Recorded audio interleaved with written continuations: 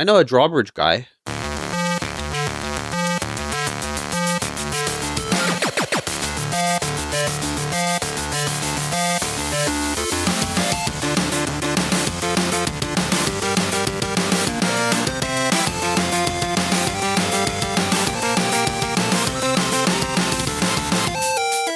Hey, welcome to episode 203 of Front Seat Gamer. I'm Nick. I'm here with Blake. Hey. And Paul. Hello. Hi, guys. How you doing? Hey, good.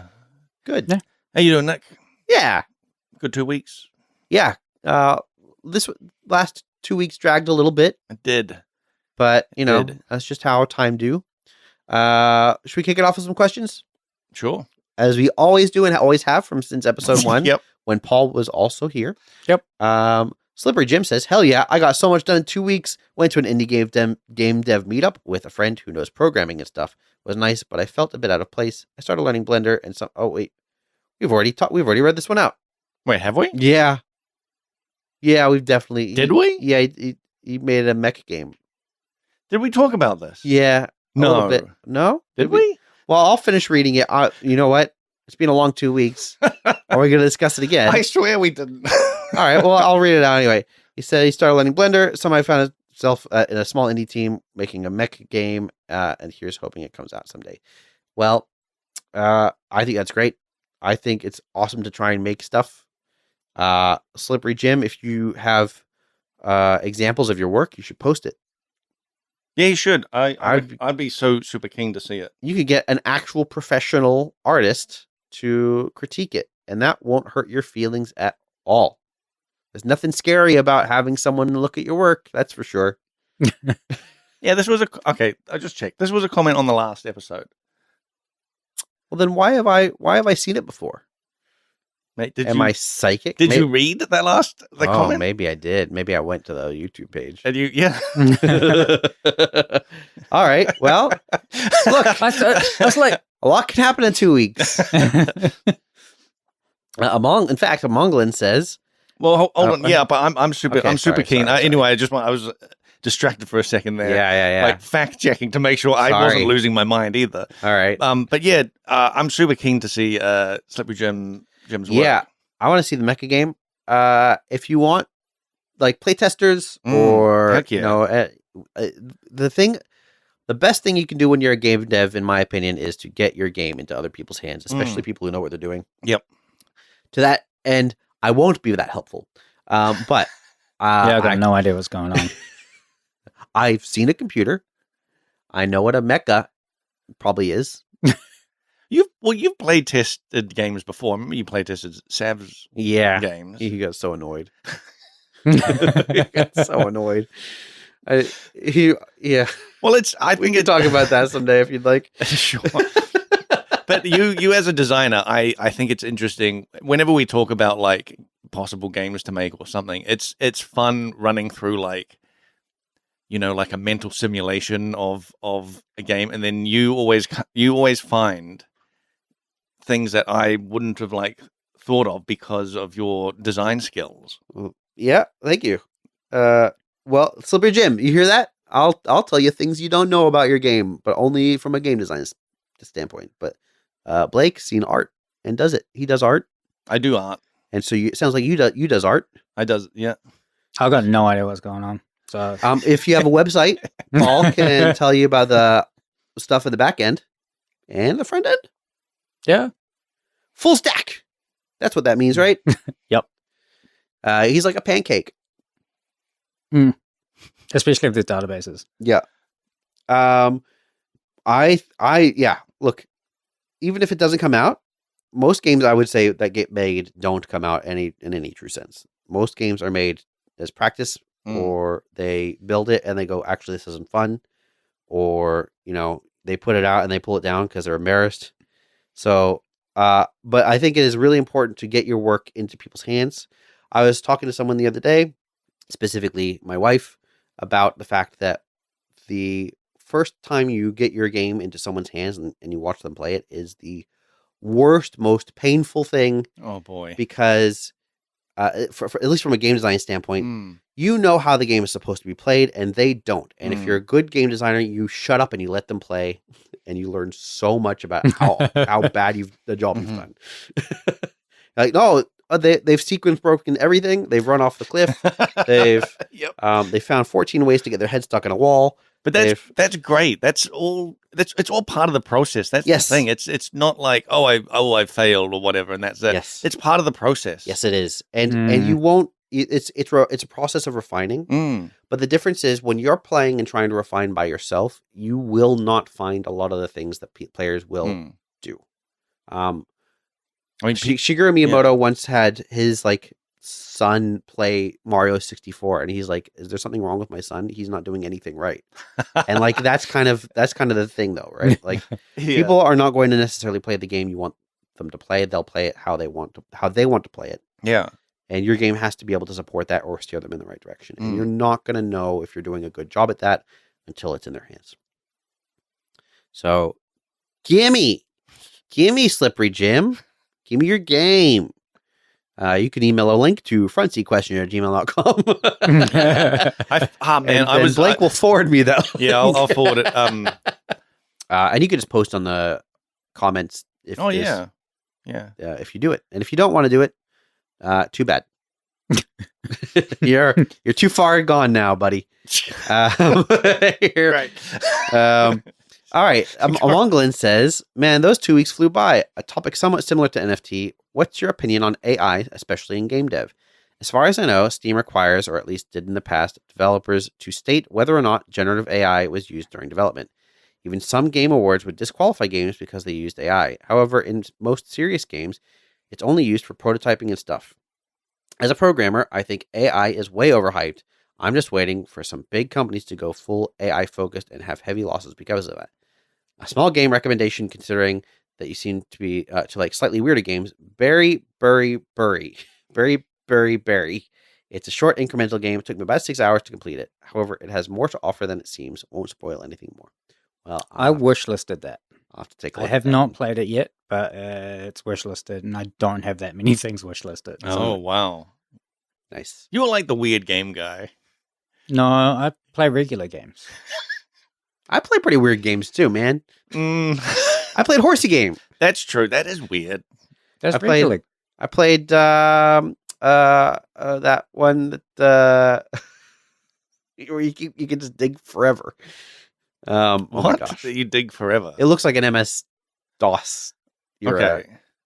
Like it's a oh my god. Did we talk about it? Yeah. And it's really great. Oh my god. Why can't Caves of Cud. Caves of Cud. Yes. Oh my god. That's a really weird game. That is a really weird game. That is a pretty regular kind of game. Where you can become a sentient door. Yeah. And if you slam yourself shut too hard, you die. That's so yeah, well, because you shouldn't do that, right? If you're a door, that's great. You for sure shouldn't slam yourself. It shouldn't hurt to slam as a door. That's your function. It sounds pretty. It shouldn't hurt to punch yourself in the face. That's your function. But that's your function. That's what you sound like. You're so Doris. You're so Doris, Blake. What do you? Some sort of I'm a rock slider man. Portal supremacy. What are you talking about? So AI. You're unhinged. So AI. So AI in games. Yeah, look, I have mixed feelings about it. Ultimately, I think that AI art is kind of the most obvious use case here. AI makes often palatable, good enough 2D art for whatever you need it for. There are obvious ethical concerns around that. The question becomes like, okay, you're a solo programmer. You cannot do art. You cannot afford an artist. What are your options? Yeah. You don't really, you could be like, hey, I'm going to find a struggling artist to be like, I can't pay you. If this makes any money, we can cut a deal. Or you can be like, it's for exposure. So those are your kind of options without AI. And then, maybe it turns a profit and then you pay them. If it doesn't turn a profit, you've kind of exploited them, right? You've done the thing. You've gotten their work, Yes. and then It's up to them though whether Yeah. they want to do it. yep, of course, it's true. It That's feels true. like what you're pitching there is more of like a like you go to like a game dev meetup. Yeah. And you ask someone, I mean, this happens all the time. I went to plenty of game dev meetups where someone would stand up and say, you know, I'm a programmer for this, and I'm looking for an artist to help me with that. And the expectation is you're probably not going to get paid. You're doing it all for like and know, I worked on experience. prototypes, not for games, but like for other projects. Mm. It's just like if it's successful, I'll end up involved in it, and if it's not, then I'm not. Yeah. And it's a good way. It's also like a really great way to just network with people as well. Yeah, and Like make little things. Yeah. And There was like a whole way back. I was sort of like slightly a little bit involved with like a whole indie group at like the game dev meetups. Yeah. Before I started at MDS at Grinding Rush. Gears. Oh, and Rush. Yeah, actually, yeah, Rush. Yeah. And that was cool. It was just like networking, and then I met like Chris and Jonathan through it, and and all that. And so it has this knock-on effect that like you end up getting to know people in your little industry, in your area. That would be the biggest argument against. Well, not even the biggest. It is an argument against using generative AI, which is that you no longer make actual human connections that can help you in your career. Yeah, and those will be how you grow long term, right? Yes, yes. I've always found it's not what you know; it's who you know. You obviously you need to be able to do your job, but you're going to get your foot in the door by making connections. And if you're not doing that, you're not going to get your foot in the door. And it doesn't like if you do end up not getting paid for a bunch of work, that's still like good work experience, and later on you go certainly early in your career. I'm specifically early in your career. We're like later on, you're definitely not looking for that, but when you're starting out, for sure. It's interesting because I think the games industry has a parallel in the film industry, which my wife works in.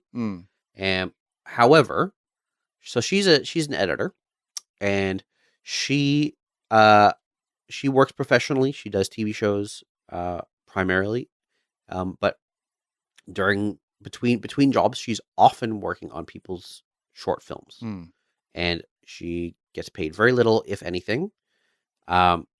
Even though she's been doing it for 10 plus years professionally or whatever, it is a case of building those connections, maintaining those connections. These people are trying to do short films. Often with there are directors and writers who do short films with the intent of using that as a stepping stone to a larger project. And so funding is scarce, certainly in the government funding sector, and even scarcer in like the public funding sector or in the private funding sector for films in New Zealand. And so, for every 20 short films being made, maybe one gets turned into something. Yeah. Probably even that, maybe more like 100. So the odds of any individual short film turning into a work down the road are low, but she does it. And I think almost everybody in the industry does it to some degree. Sound guys standing on set for a short film, recording sound, knowing they're going to get paid $100 for the day, where their usual rate might be 500 or, way more. And they're doing it because it just keeps those network connections fresh. You're building friendships, you're building working relationships, and maybe a year, 5 years down the road, that will pay off. I think that's probably true in the games industry as well. Yeah, I think so. However, AI make the art go fast. So I don't know. Yeah, how do you feel about larger studios then? Larger studios should not be doing it. Yeah. I think the only use case is temp art. I don't even think then. Like I've thought about this question, and at first I was like, there were companies that had been kind of caught, I suppose, using it, and they said, "Oh, it's only for prototyping," or whatever. Yeah. So it's temp. But even then, it causes problems because then you don't know what is temp and what's not. Exactly, because it'll look finished enough. And we have this with our game. Not the AI part, but if art is temp and it's like somebody does it to look like 50% finished or 80% finished, but it's supposed to be temp, then people will just think it's finished and and won't pick up on that it's actually supposed to get replaced. And so I'm way more for just straight up using the pink checkered square. The pink checkered square. Just use gray box, which, the pink cubes to represent things, because then it's clear that's going to get replaced. Yes. It's not like if you did something that like, oh, we put like a stone texture on it, but it's like not exactly like what we want. People don't know, and they'll just be like, this must be finished, and we'll do marketing with it and all sorts of stuff. I use MS Paint assets in the website. This straight up happened to us, and it was in a little bit in the forums where there was a trailer that showed a picture that is like a known painting of Jesus. And it's just supposed to be temp art because it's supposed to get replaced by an in-game character.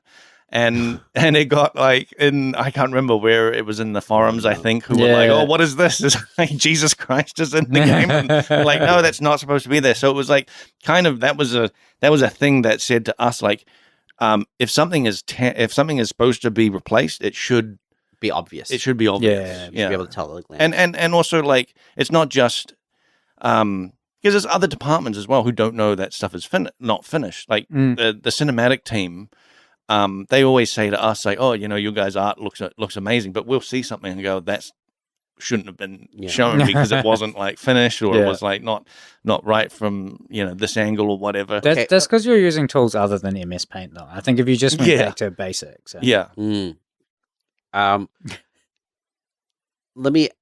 what about using AI for communicating an idea?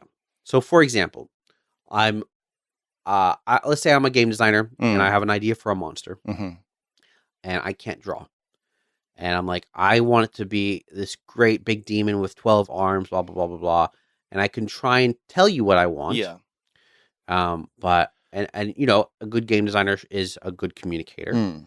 But maybe I'm not sure I'm going to get the whole concept across.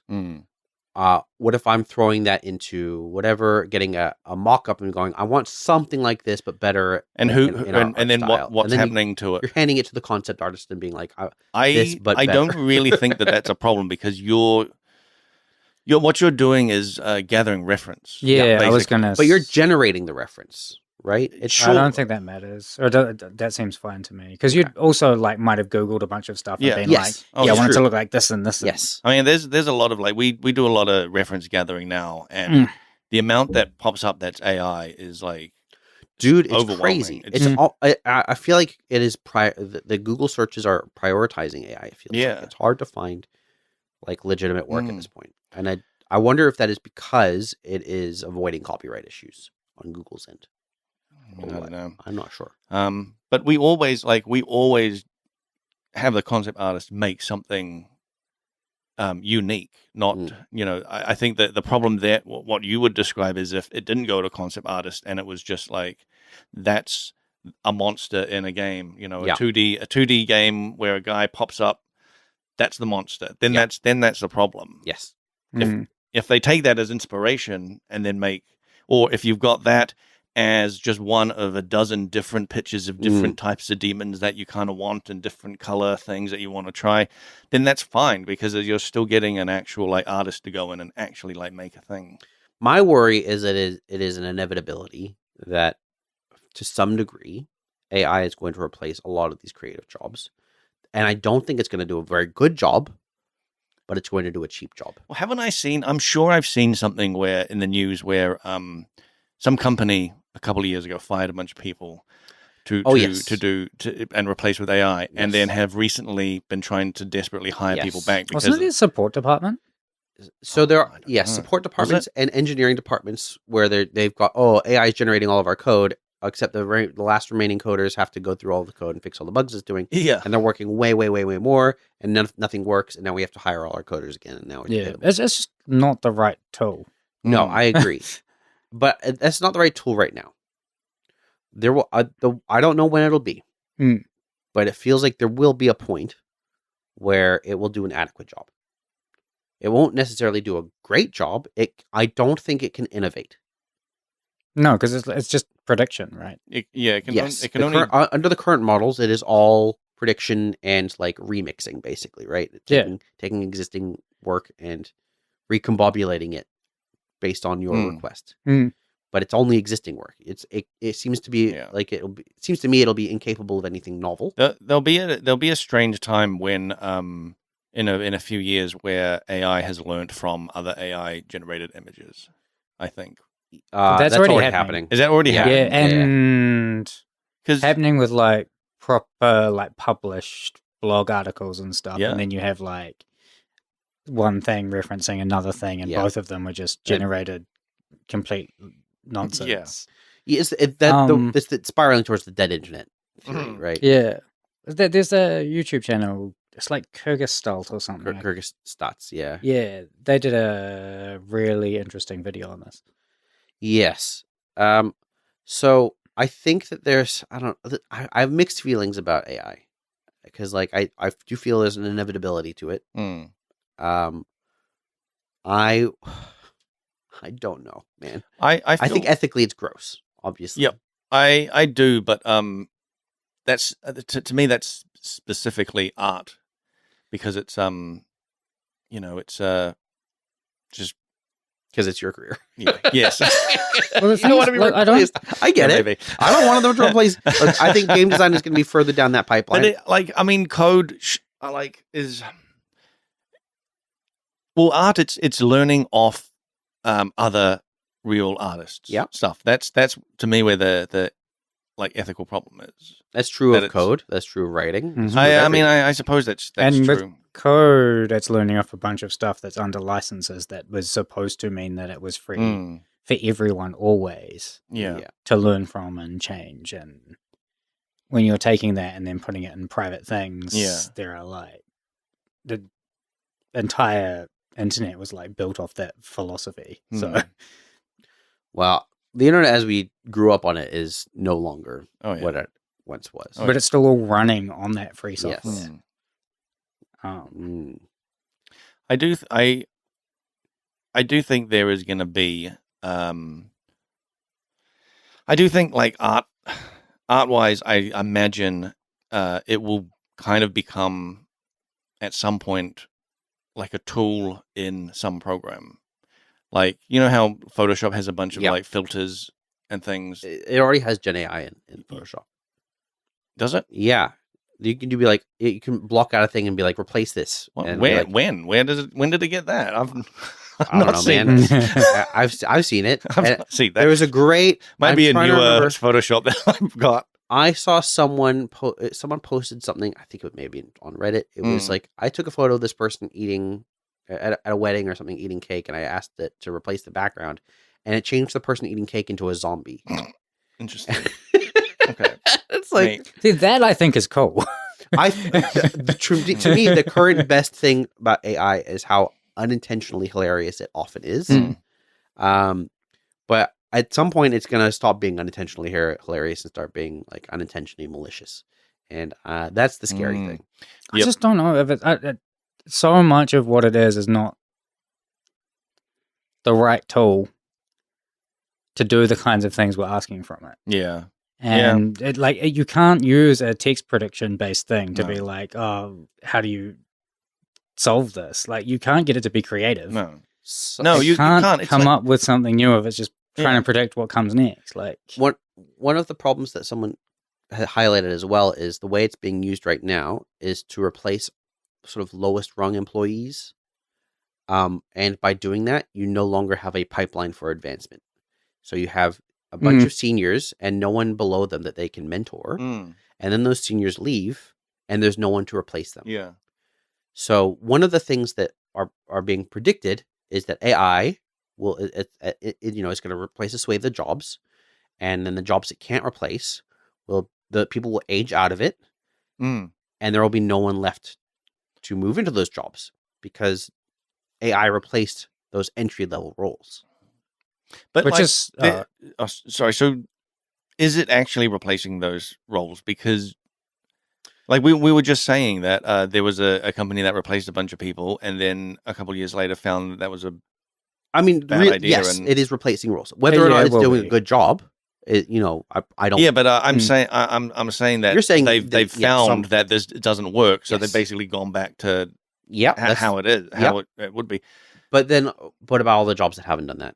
I hear a lot of people who are saying like, "Oh, marketing department got laid off because it can write good copy," or like it doesn't. We don't need artists at this ad agency anymore because AI can do it. I have honestly, I have said that one of the first jobs to go is probably like the descriptions of beer on craft beer. Yeah, because it never makes much sense.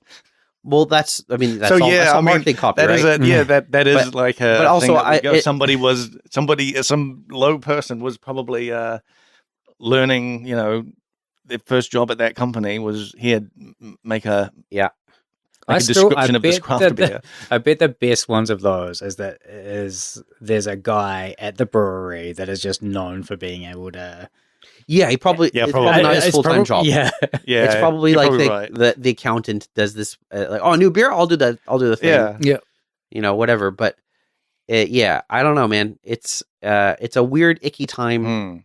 And it just not just in our industry. Any industry that uses text, any industry that uses 2D art, any industry that uses like code. There are lots of greedy CEOs who see a quick and easy way to cut some costs, and they're not looking at the long term. And it's already hitting the games industry. Krafton is a very large studio, who they own lots and lots of smaller studios. You will have heard of a lot of them. They own the Subnautica studio. Oh, wow. And they said last year, we are now an AI first company. Oh my God.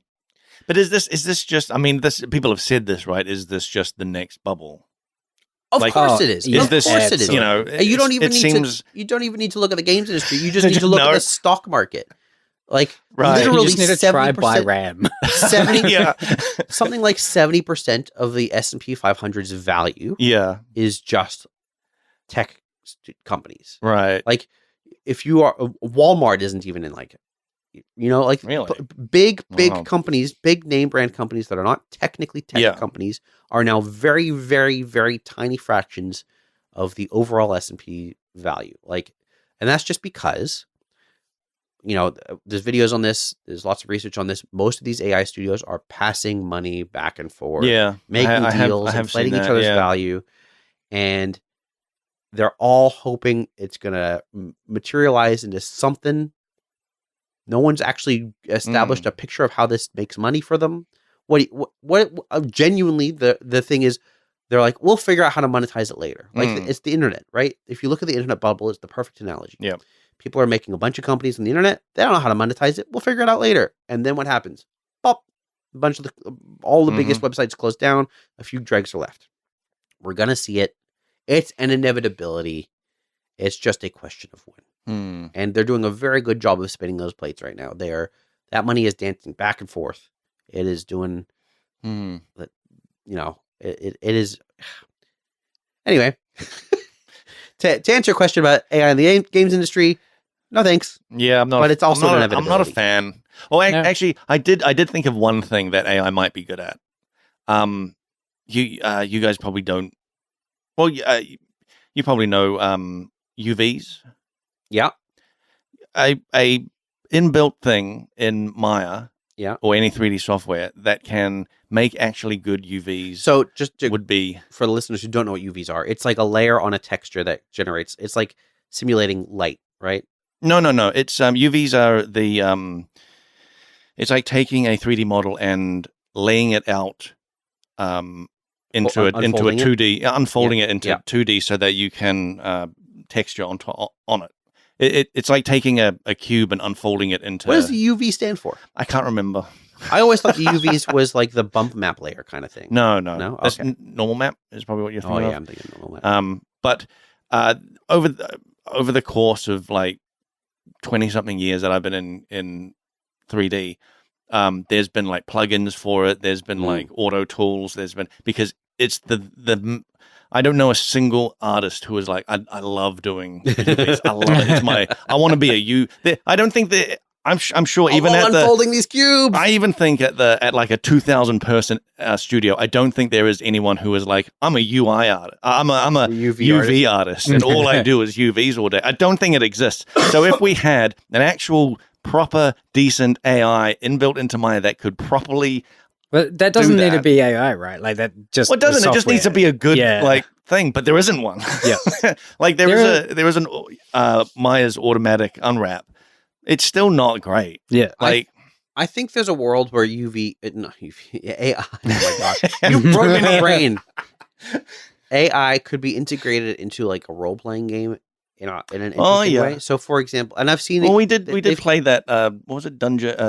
AI Dungeon a few years back. Yeah, something along, not quite to that. I mean, that was just basically a choose your own adventure. And it didn't keep, from what I remember, it didn't really keep much of a memory. Yes, it was just very in the moment. So Vern was very big on it, and I played it, and I thought it was hot garbage. But yeah, imagine an Elder Scrolls game, and imagine a scenario where the AI text and voice generation is 20 years advanced. So it's very, very good. It can remember things. It has a sense of the world, whatever. And you go to a character and you can speak into your microphone. Yeah. You'd be like, hey, where's I've heard there's a criminal around here. And I'm like, criminal? Oh, actually, I think I saw something. Yeah. And it'll use things that were laid in the code and point you in the right direction.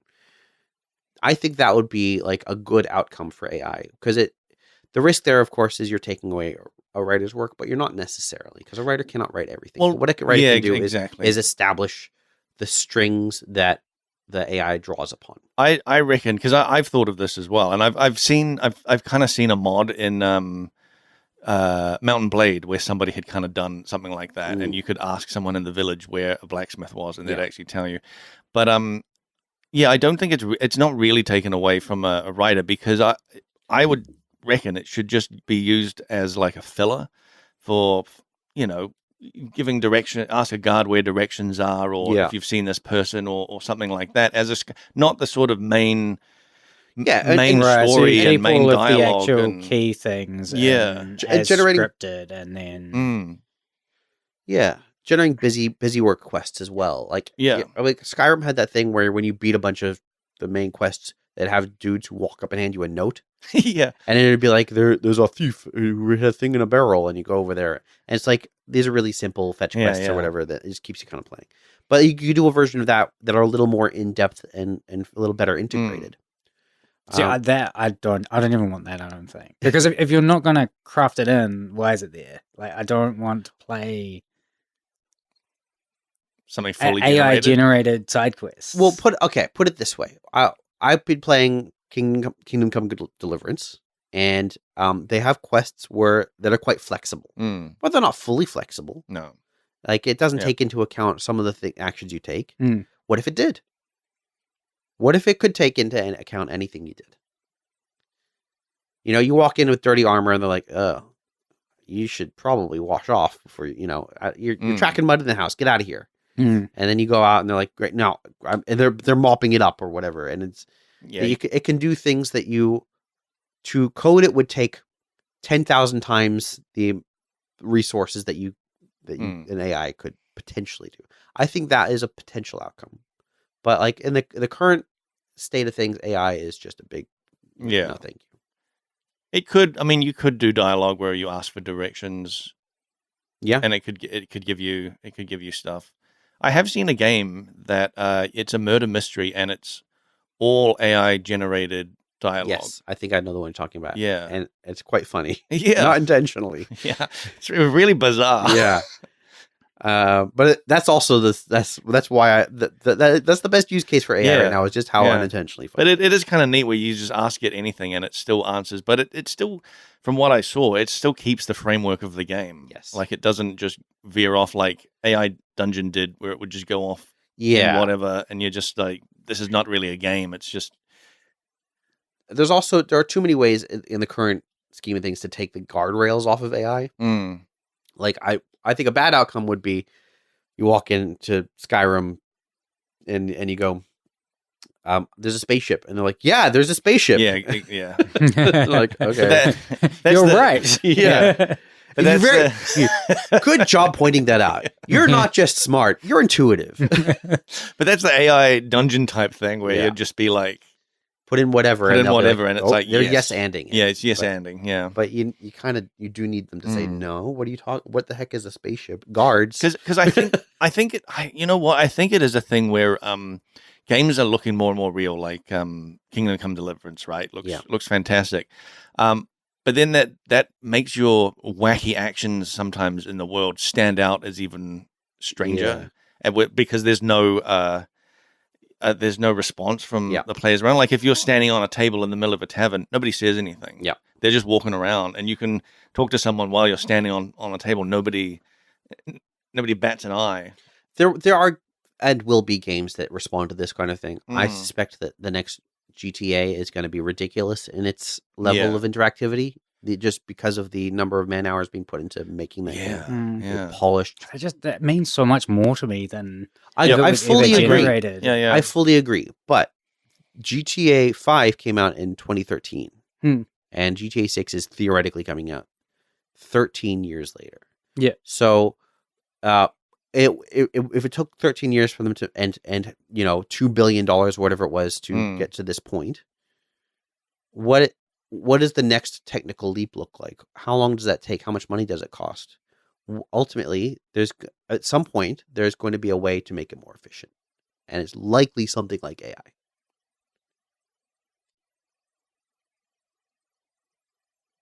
I do get what you say about AI generated quests. Like I feel like you couldn't trust them to actually be. Certainly not right now. I don't want to do quests that someone didn't put in intentionally for me to do. Like that to me is the game. Yeah. It's me playing through the experience that someone else created. How much of a player, how much of a dev crafting that experience but still using AI do you feel that you would need? I'm not actually sure there. Yeah. Like if it was the main story team that had worked on a bunch of story things previously and they were using it to just fill in gaps or to like rewrite things with a bit of an accent now, as opposed to I don't care. Yeah. It's purely if you're just generating things for the sake of filler. Yeah. What about a scenario where it's like this player has gone completely off track? We need them to go from point A to point B.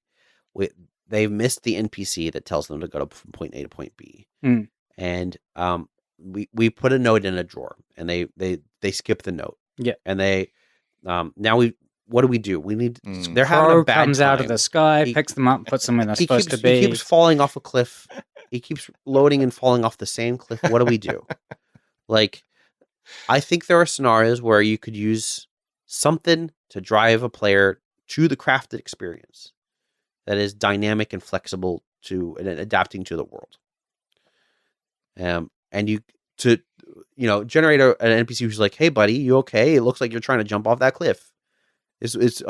Life's worth living."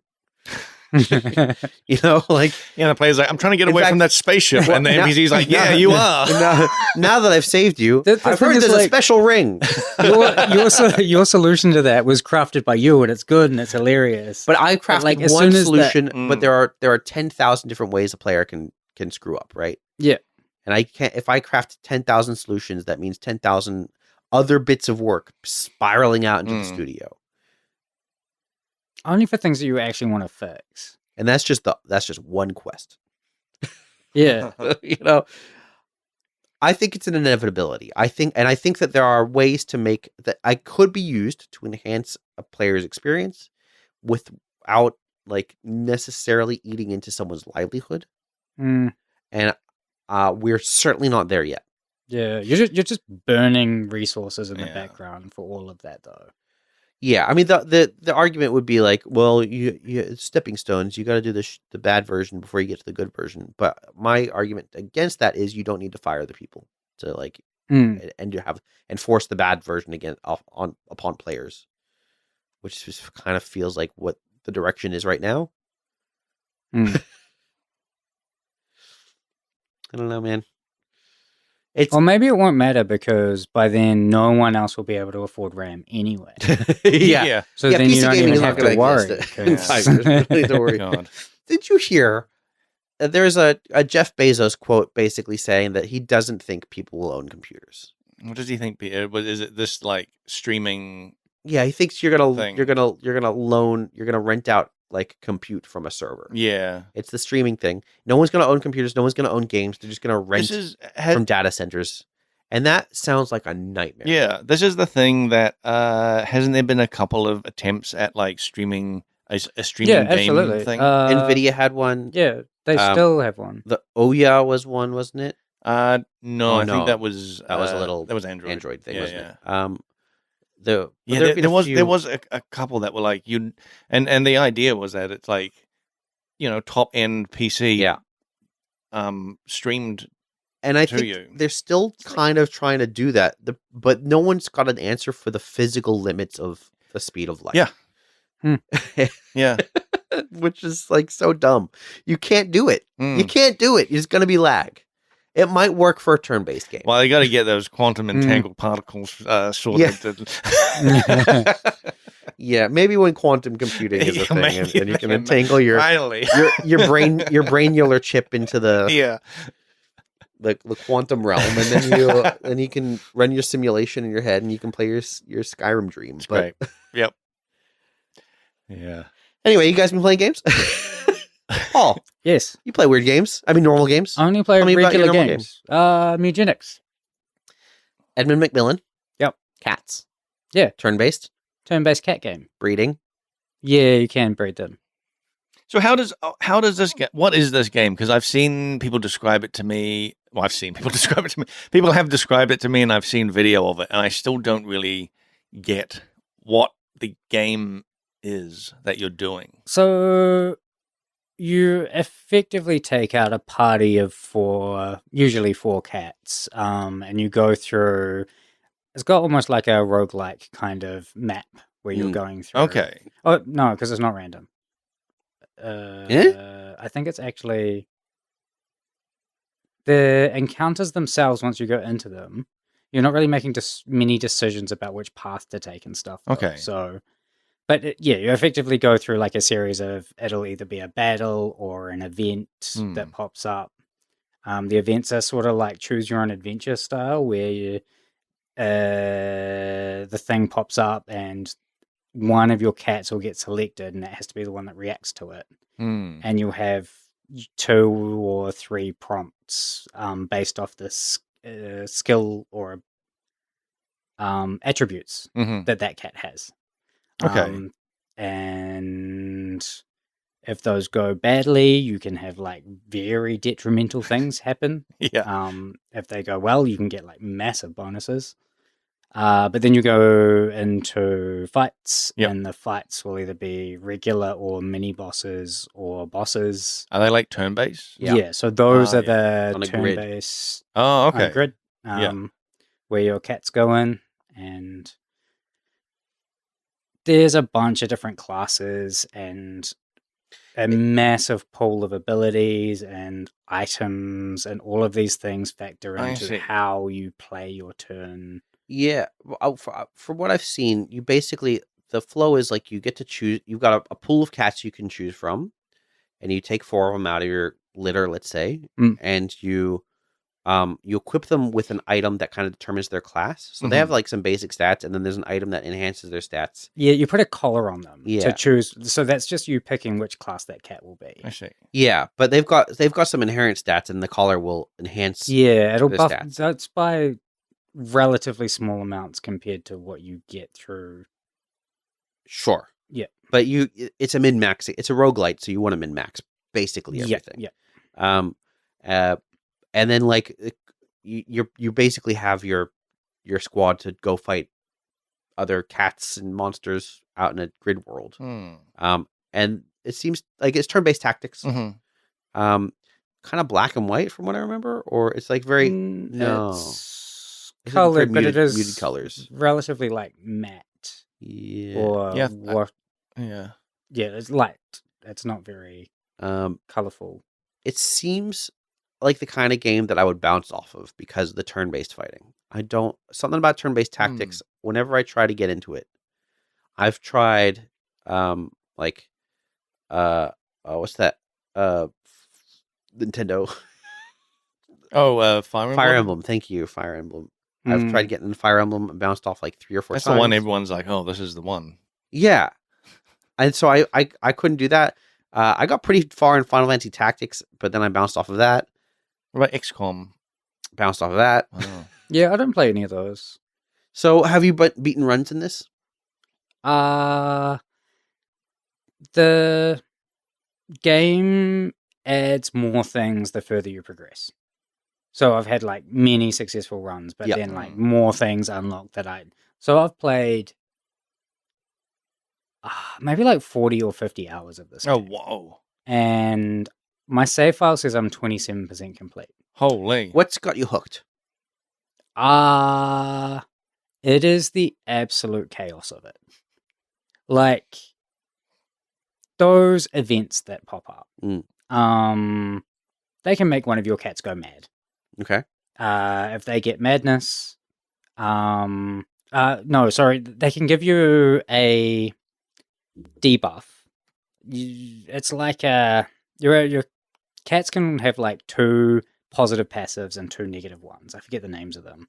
One of the negative ones will be if your cat kills something, it gets an extra turn with madness. Madness means that it will also attack friends. Oh, okay. So it just treats everything as though you just lose control of it. Play that turn out for it by yourself. But the AI takes over. Oh, yep. And some of the events will cause your cats to get mutations. There's positive mutations and negative ones. Some of the positive ones are just like an increase to stats, but it also might give them like trample, which allows them to just walk over enemies. And you can end up in situations where everything just goes like spirals out of control in the weirdest of ways. I've had like a run was going like amazingly well. I had a cat that if it dealt more than 10 damage, it would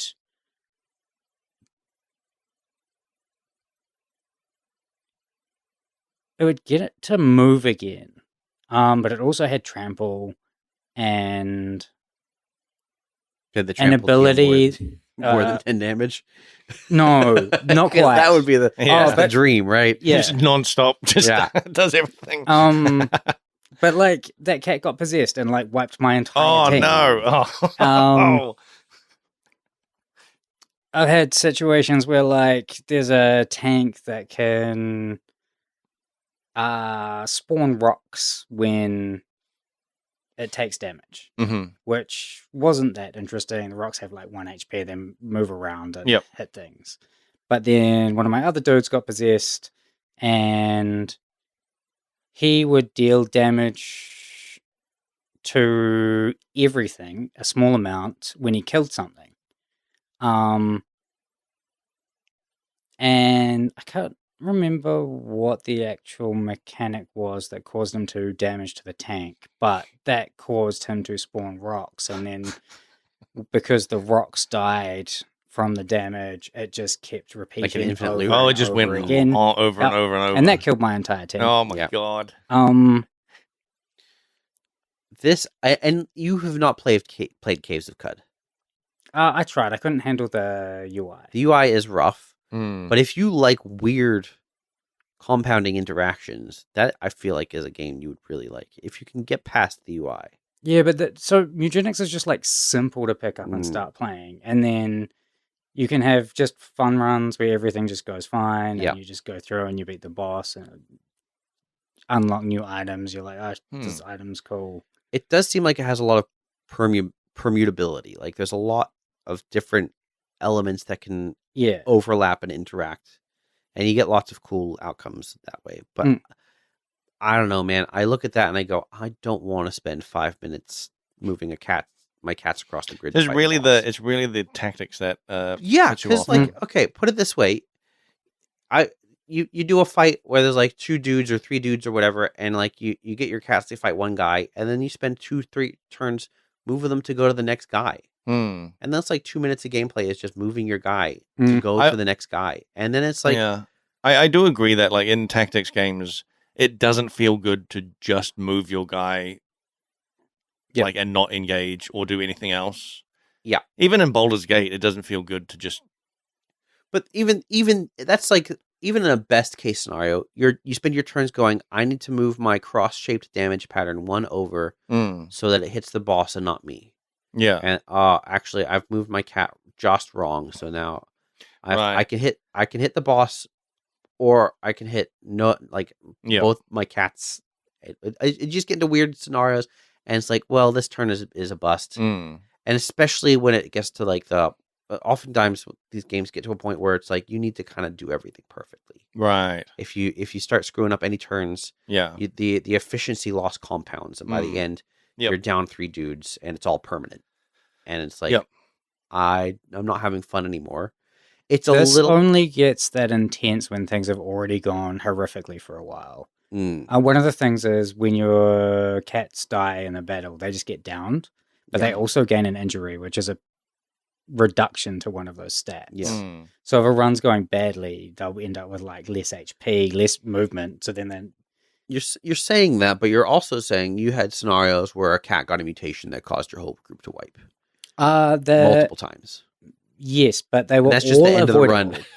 Yep, like they were all avoidable, and I made mistakes that caused those. But that's kind of that's a little bit my point, is like you make one mistake and now you've wiped your run. Yeah. So how much effort does a run take though? Is it just like what's the length of a run? If you're playing at a normal pace, you're talking what, an hour?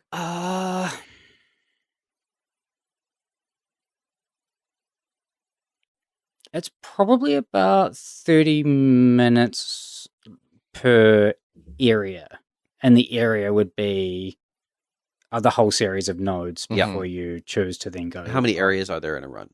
For the first act, there's 3. But that's like you can choose different ones each time. Yeah. But the game also allows you to save and exit any time. Yep. So, like I was playing before coming here. After the battle I just hit save and click to desktop. I'll go back and continue that later. An individual actual fight is probably for the most part like less than 5 minutes. Yeah. And when you do a full wipe, like how much of a loss is that really? So it depends on whether you took your best cats that you've just put all your best items on and sent all of those out to achieve like some new big thing. Because that, if you lose them, will be a pretty big loss. Yeah. But if they were just 4 random cats and you're just trying to take them through to see if they get anything cool. Oh yeah. Then you've not lost anything at all. You've made me want to play it even less. But the idea of having to grind out an already slow game makes me want to not play it at all. like okay, what you're saying is you're disincentivized from using your best stuff because you could lose it. So you're going to do runs where you're not using your best stuff in case you get good stuff that you can maybe not use in a later run. So one of the things though is that there's like an absurd amount of really cool good stuff. Sure. And the next run you do, you'll get a bunch of new good stuff. Sure, if you're successful. And your town, the number of items you can store at base is very, very limited. So you shouldn't, hoarding them is a complete waste of time. Okay. It's actually like once your inventory's full, it's kind of better to go to a risky. Is there anything where you can send them off? You want an auto? Yeah. Auto. Send your troop off and they come back with items. If you've got that many cats, you could send off several troops and then you focus on your main. No, because you can only ever do one run with a group of cats. Okay. Once they've done their run, they're like retired, and then they're either for breeding or Oh, really? So donating to the once they get to various the end, people that would like your retired cats. Wait, so once they get to the end, that you can't use them again? Yeah. Yeah, they're gone. Used up. Who are the various people that would like your retired cats? Oh, there's one dude that only wants kittens. Mm, And Epstein. he's very charismatic and gives you unlocks once you give him enough kittens. Oh, sweet. There's Do you just breed there's kittens Frank to give that them lives then? underneath your house who'll upgrade your house if you give him enough cats. Oh my god! But he only wants retired cats. Right. So you're giving the ones that you breed that you don't want to use to the guy who wants kittens, and you're giving the ones that you've done runs with the guy into your house. Yeah, or you're trying to breed them or let them fight each other to see if they get stronger, etc. Like there are systems in the game that sound great. Mm. And I think if it wasn't turn-based tactics, I'd be into it. I suspect that's the thing that is really throwing me off because I won't play like RTS games like ever. Yeah, I just will not. I've tried a bunch of them. I don't like them. And if this game had come out and had been an RTS, I would not. Well, okay, you played you like Slay the Spire. Yep. They've announced Slay the Spire 2. You'll probably be stoked for that. Yeah, yeah. That game's great because you go to the next battle or the next event or whatever it is, and it all just happens. And you're making your choices. Your combat is like you're choosing your cards. You have your turn. They have their turn. You have your turn. They have their turn. There's no moving. There's no positionality. You're not fiddling like with individual grids, individual squares on the grid. It all is just sort of your decisions having an impact, and then and you're responding to their predicted move. But you're also never going to have a run where you end up with a cat that has like obsessive compulsive disorder and how you have to use lick by the end of the turn. That's strictly because of the theme. If it was a turn-based card game, you could absolutely have all of the same wackiness. It would just be different combat. Yeah. And I think that you're quite right. It is the turn-based combat that is throwing me off because something about it rubs me the wrong way. And it's funny because like I have no problem with Civ. And I think part of the reason is like Civilization, which is turn-based combat, is also exploration. It is also like management. There's things that are all happening in parallel. But in a turn-based combat game, you're having your combat and then you're having your choices. And the two things are never really together. You know what I mean? Like you're not finding an item in the middle of combat that changes the combat. No, you're finding it in the run. Yeah, you're finding it after or before. Yeah, but very close to each other, like in terms of time. It's just that you're not going to go like open a chest in the middle of the. Yeah, and I think I don't know something about it. Just interesting. I bounce off. It's that's interesting because I remember last week, 2 weeks ago, when I mentioned about Age of Wonders, how that had tactics. Oh God! You're just like, nah, forget it. Yeah. Yeah, it's something I think also anything where the combat is slow, and isn't specifically like cards, right? Or you played Mountain Blade though. How like? Yeah, is that? I mean, what do you like about that? Mountain Blade. Well, you do hit a point. I did hit a point of combat fatigue in Mountain Blade. But what Mountain Blade does, which keeps it fresh, is you have a bunch of different kinds of armies, and they all have different tactics. On top of that, you have a bunch of different kinds of settings. Yeah, and like a castle siege is so different to like an open field. Sure, it's so different to like a stream. And if you're in the castle, it's very different to being outside of the castle. And you get to use siege weapons. Yeah. And also the bulk of the time in that game is not combat. Yeah. It is moving around from city to city, doing trade. Yeah. Talking to people. In the hiring and in the combat though, is it more because you are a guy in there? Like as opposed to something like Total War, where you still have all the armies and you're moving around, but you're just like this. Yes, that is a really good point. In in Mountain Blade, I don't really do the tactics thing. So I just charge. I'm just one dude on a horse hitting people in the head with a mace. Yeah. And it feels fun. It's like a fun, it's fun action combat. The other thing is Mountain Blade has like auto resolve. Yes. So I can skip it if I want. Yeah. I can't can you auto resolve in no, but Mewgenics?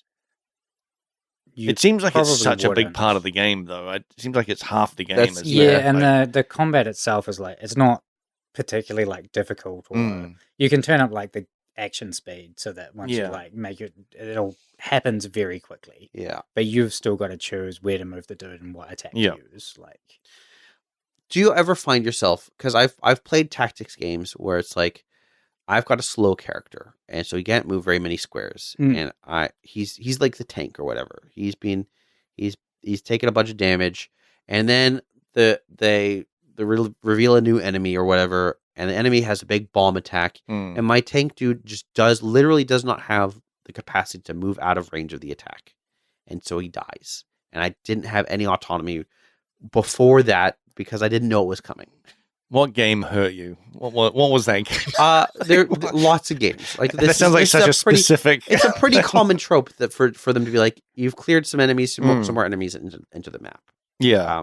I've only had one that's done that so far, and it was very obvious that was what was going to happen. You can see the turn order up the top. Sure. And there was only one very small enemy on the screen. Oh, I see. Yeah. And there was very clearly a different icon. I mean, I'm being pretty specific here, but like the scenario is more like you're put into a gameplay position where you lose a dude, or there's just no way out of an attack, and it just feels unfair.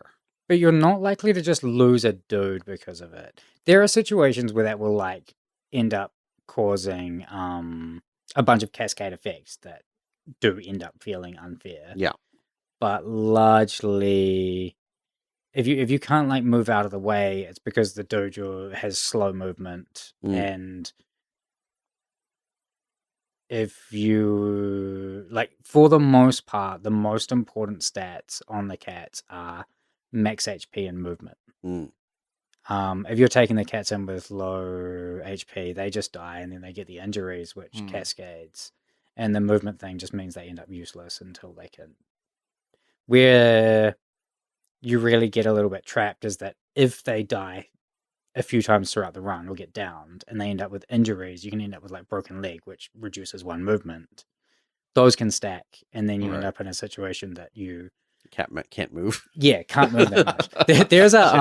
There is a passive you can get for tanks where any injuries you get are broken legs, and once you have 4, you're stuck. Your allies can throw you. Okay. Look, I really like like I said, I like a lot of the systems. Yep. I just something about it. There's no feel like I'm gonna bounce off of it was meant to be a game for everyone. Yeah. Well, no. It is very much a game for me. What about the because we talked about like the tactics stuff, but what about all the breeding stuff? Because that's what people seem to say is like the crazy thing. Reading? The breeding. Oh yeah. Well, that's the. So if you end up with like mutations or something throughout the run, or they might get like a buff to some stats. Once you take them all back, you can keep them in the same room in the hope that they will breed. Most of the time they breed overnight. Yeah. You end up with a bunch of kittens, and you might get lucky and they'll pass on like a skill or a mutation or... What's the craziest cat you've managed to make? Mine haven't been that crazy yet. Most of mine have spiky mouths now, which do cause bleed damage from basic attacks, and I've been doing a lot of inbreeding, so most of them have the teeth. By the way, just so we've all kind of got spiky mouths, mouth bones.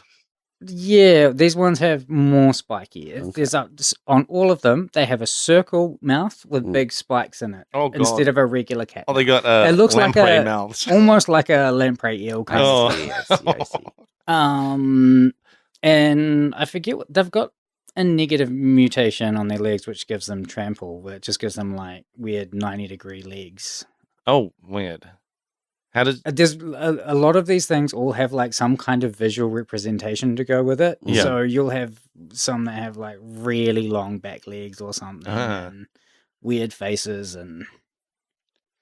Do you think that there's like a meta where it's like everyone kind of figures out how to breed the best cats and oh yeah, that's kind of it? I mean, I'm sure, like, because even just getting good stats is going to make your life so much easier. Mm-hmm. But it's going to largely depend on the items, right? Because it's not just what the cats have; it's how the items interact with it and all the other things. Like it's the interlocking of these layers, these system layers that produce power. And you can breed cats to have certain attributes and then get nothing that helps. Right. And then you'll just have like these two different components sort of vying for control. Yeah. So I'm sure there will be metas, but it won't be like breed this one kind of cat. It'll be like breed a cat like this if you've got this. Yeah. And breed a cat like this if you've got this. Yeah, and it might just be like if there's a certain mutation that those are the best and you should definitely always breed. But because there's so many different iterations of things I've seen so far. I mean, I've had people be like, oh, make sure you're never inbreeding because they keep getting all these negative things happen. And then I've got another friend that's just like, no, inbreed them all the time. I'm running my own Game of Thrones in this. Yeah. But that family tree needs to be all kinds of loops. The family tree is just a circle. It's a bush. I mean, I've got some that are like they're multiple circles. Interesting. Wow. There is a turn-based tactics game I played recently that I quite liked, and it's called Gunshow. Okay. It's a mobile game, and you play a cowboy with a 6-shooter. Yeah. And the grid is hexes, and I always prefer hexes over squares. Interesting. Because that makes it a board game? Well, because then diagonal movement is the same distance as horizontal and vertical movement. It just means that you're not going faster by going diagonally or whatever. Like it just feels. It looks cooler as well. It also looks cooler. Yeah. But also for this game, it's important because you've got a 6-shooter, and when you're attacking, you've got a bullet that can go in in one of the 6 directions. Oh, cool. Yeah. And when you use up that direction, your revolver rotates one.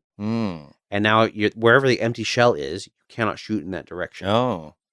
And so it is all about being in the right place to attack a guy. And every time you take an action, all of your enemies also take an action.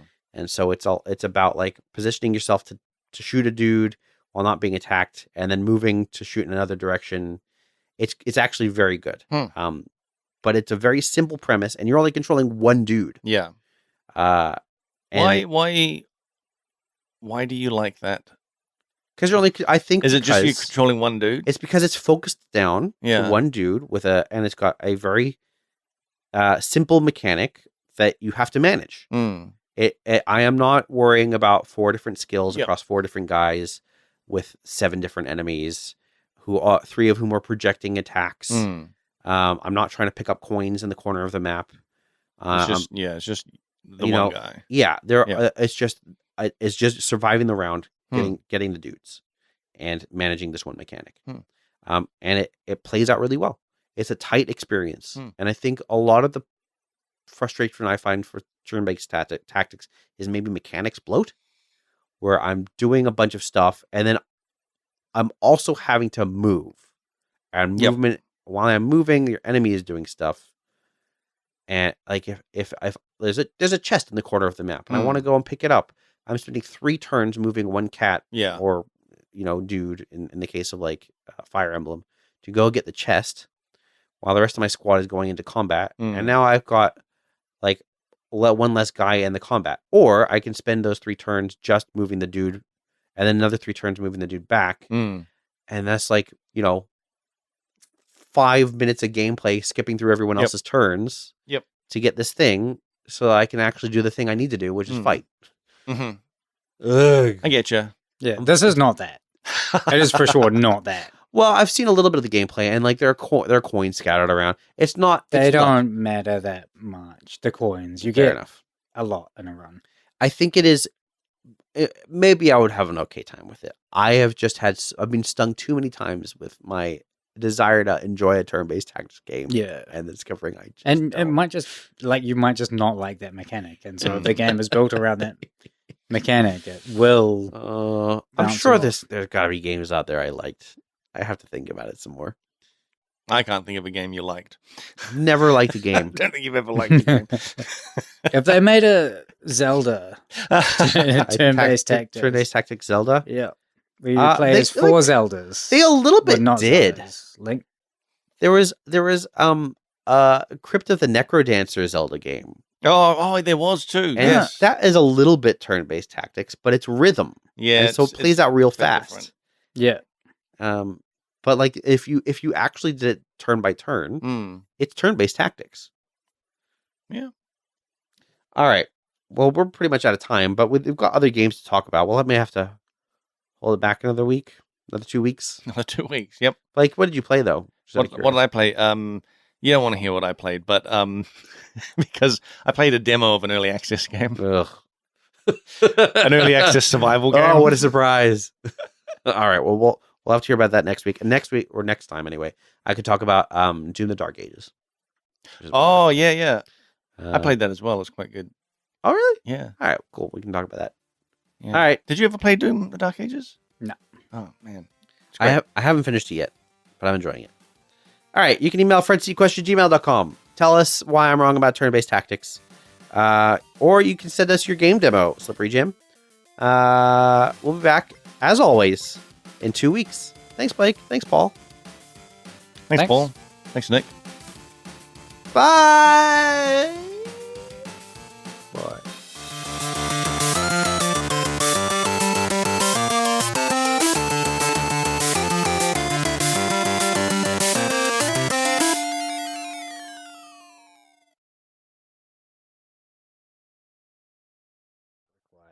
What about a portcullis? That's so cool that it's probably worth doing anyway. Yeah. What's a portcullis? Is that the little like thing in oil? Pours down? No, I Then think you a go in- portcullis you go in is just past a the gate with small, like crenellated window Oh, okay. kind of thing, isn't it? Oh no, is the portcullis the gate? I thought I was the- thinking of the It's gate. Yeah, I the thought it gate, was isn't like there was a it's, gate It's, on- it's the barred gate. Yeah, I thought there was that like two rises. gates, and I so think the it army can gets be into either. one, and then it's like open at the top, and you can pour stuff. That's what I Yeah, thought. that's not called a portcullis, but I know what you're talking about. Ah. That's called like I think it might be called like the murder hole. Good name. Solid. It is something like that. Solid name. Something like the murder hole because it's literally You're murdering people. Look, we've all played Mountain Blade. You're throwing rocks down there, Yeah. you're shooting your arrows. Oh man, I saw Mountain Blade. They had their sea. I told you What about you this- told me this. I told you this last time I was here, and I said the reviews were not very good. Yeah. All right. now we're in a circular conversation. I'm going to. I hate that. I'm gonna clap. Yep. Oh, Yeah. There you go. Yeah, you got the Charm, ring. charm. The ring. Man, that was a ring. Mm. That was good. It wasn't that bad for me, but I think you're in the was- corner. There was, wow. yeah, got like a whispering Yeah. wall thing. I want to going. get Baffling. baffled. Yeah. I'll be baffled. No, your house. I is feel like baffling. I'm Yeah. baffled half the time on this podcast. Dude, the games you play are baffling. Yeah. What do you mean? I play regular games with regular amounts of nipple And the buttons. games you I watch. watched that, by the way. Yeah. I'm interested in that one. The writing in that is fun. Yeah. Yeah. It's the sort of writing I want to.